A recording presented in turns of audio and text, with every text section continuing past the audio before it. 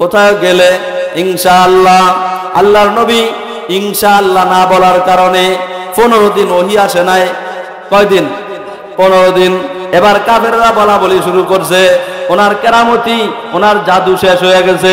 কিন্তু জাদু আসিল না আল্লাহর পক্ষ থেকে ওহী আসতো। মোহাম্মদ হারগিজ না গফতা তানা গফতা জিবরাইল, জিবরাইল হারগিজ না গফতা তানা গফতা রব জলিল। মুহাম্মদুর রাসূলুল্লাহ অতক্ষণ কিছু বলতেন না যতক্ষণ জিবরাইল না আসতো, জিবরাইল অতক্ষণ কিছু বলতো না যতক্ষণ কে না বলতো। তাহলে ইনশাআল্লাহ না বলার কারণে হুজুর আগামী কালকে যুদ্ধে যাইবেননি বলে যাইমু, ইনশাআল্লাহ কয় নাই। তাহলে ইনশাআল্লাহ আমরা বলতে রাজি আছি। 1 নম্বর ইনশাআল্লাহ। 2 নম্বর ভালো আছেননি? বলবেন কি? আলহামদুলিল্লাহ। এরপরে আরেকটা জিনিস আছে, এইটা হলো আমাদের মধ্যে বেশি হয়। যায়া দেখছে পেয়ারা গাছে অনেক পেয়ারা, দেখা কয় বাইরে ভাই অনেক পেয়ারা, কিন্তু এটা না। সেখানে যা বলবেন মাশা আল্লাহ, বলেন মাশা আল্লাহ। কি বলবেন? মাশা আল্লাহ। ওই বেড়ার ফল আর মুখ লাগবো না, জুতা টাঙ্গাল লাগবো না, ওই ফল আল্লাহ আরো বৃদ্ধি করে দিবেন। আপনার দোয়া আছে সেখানে। কিন্তু আমরা যা বলি বাইরে ভাই ফল যেই বা ধরছি, আবার বাপরে বাপ বলে না, এরকম না বলিয়া আমরা কি বলবো? মাশা আল্লাহ। আপনাদের সাথে আমার সাথে হুজুরদের সাথে একটা সম্পর্ক আছে, যেই সম্পর্কটা হলো আখিরাতের সম্পর্ক। বাজারে আইলি হুজুর চা খান, হুজুর এটা খান, বিস্কিট খান, ভালো কি খাইবেন, কলা খান। এই সম্পর্কটা দুনিয়ার লাইনে আমার থেকে কিছু পাইবে এই জন্য না, কিন্তু সম্পর্ক আছে আল হুকজু ফিল্লাহ ওয়াল বুগজু বিল্লাহ। কাউকে মহব্বত করো আল্লাহর জন্য, খারাপ জানো কার জন্য। যদি এই গুণটা তোমার মধ্যে থাকে, যত দূরেই হোক না কেন, ওই লোকটা যদি জান্নাতি হয়ে যায়, তোমার সাথে ওই লোকটার সাথে সাক্ষাৎ করায়া দিব।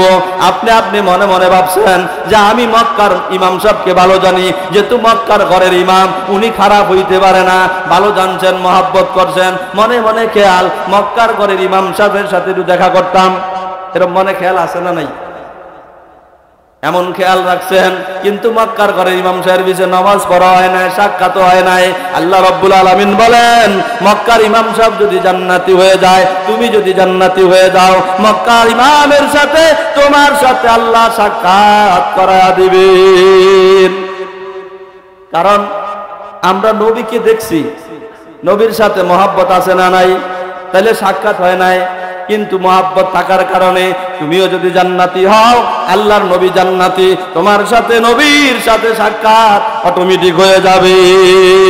এই জন্য আমাদের সাথে আপনাদের সাথে একটা সম্পর্ক আছে, এই জান্নাতের সম্পর্ক, পরকালের মাফের সম্পর্ক।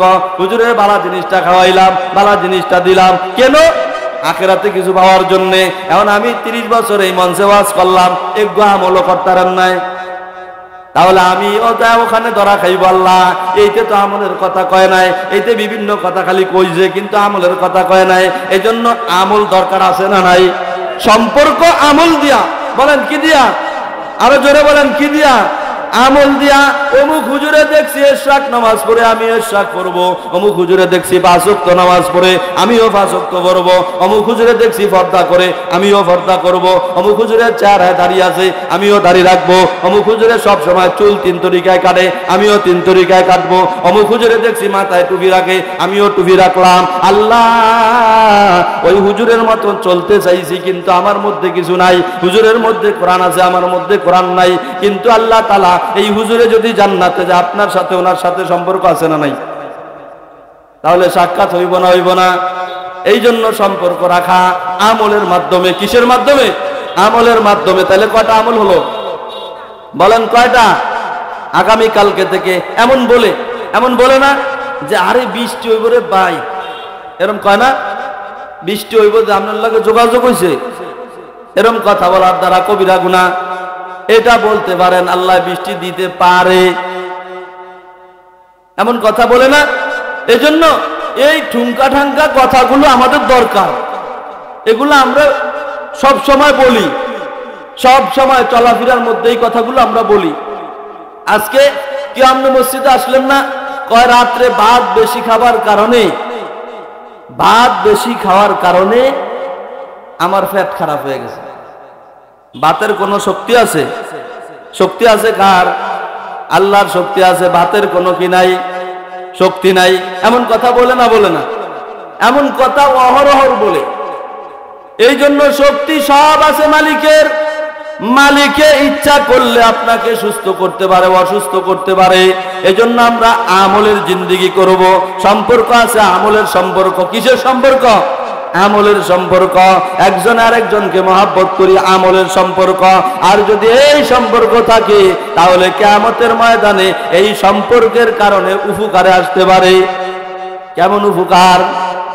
যখন আপনি বিপদে পড়বেন আর আল্লাহর কাছে বারবার খালি চাইতেছেন, আল্লাহ আমাকে একটু ক্ষমা করে দেন, একটু ক্ষমা করে দেন, আল্লাহ তাআলা বলবেন তোমাকে পারমিশন দেওয়া হলো। কোন জান্নাতি যদি তোমাকে, এই তোমার সামনে দিয়া জান্নাতি মানুষ যাবে, এরা যদি কেউ তোমাকে দেখিয়া চিনিয়া ফেলে আর যদি সুপারিশ করে আমি কবুল করলাম, অনুমতি দিলাম, কবুল করলাম, দাঁড়ায় রয়েছে খুব চৌকান্নর সাথে, দেখিনি কেউ কে চিনে, কেউ না কে চিনে, যেহেতু কই যাইব, সুপারিশের অনুমতি আছে, কইলি জান্নাতে চলিয়া যাইব। তাকায় রইলেন খুব এতিমের মতন, চৌকান্নের সাথে তাকায় রইলেন। এবার হঠাৎ দেখবেন এক মুরব্বীকে চিনেন। ও চাচা কই যাইতেছেন? বলে জান্নাতে যাই। ফারিকুন ফিল জান্নাহ, আমাকে আল্লাহ বিনা হিসাবে জান্নাত দিয়া দিছে। এবার বলবেন তুমি জান্নাতে যান। ও চাচাটি আপনি যে জান্নাতে যান, আপনার সাথে আমার সাথে একটু সম্পর্ক আছে। বলে কি সম্পর্ক? বলে আমি আল্লাহ থেকে অনুমতি নিছি, আপনি যদি সুপারিশ করেন, আল্লাহ বলছে কোন জান্নাতি মানুষে সুপারিশ করলে মাফ করে দিব, তাহলে আপনার সাথে আমার সাথে একটু সম্পর্ক আছে। বলে কি সম্পর্ক? বলে সম্পর্ক হলো আপনি যখন বৃদ্ধ ছিলেন, মসজিদের গাটলা পিছল ছিল, নামিয়া উজু বানাইতে পারবেন না, আমি এক লোটা পানি উঠে দিয়েছিলাম চাচা, আপনি সেই পানি দিয়া উজু বানায়া নামাজি হয়ে নেককার হয়ে আজকে জান্নাতে যান। বলে হ্যাঁ ঠিক আছে, তুমি আমাকে এক লোটা পানি উঠে দিয়েছিলা। আল্লাহর নবী বলেন ওই লোকটা যখন বলবে, জান্নাতি মানুষ যখন বলবেন হ্যাঁ উনি আমাকে পানি উঠে দিয়েছেন, আল্লাহর সামনে যা বলবেন, আল্লাহ আমাকে উনি খেদমত করেছে। নামাজি মানুষ জান্নাতি মানুষের খেদমত করার কারণে যখন সুপারিশ করবে, আল্লাহ বলবেন ঠিক আছে আমি তোমাকে মাফ করে দিলাম।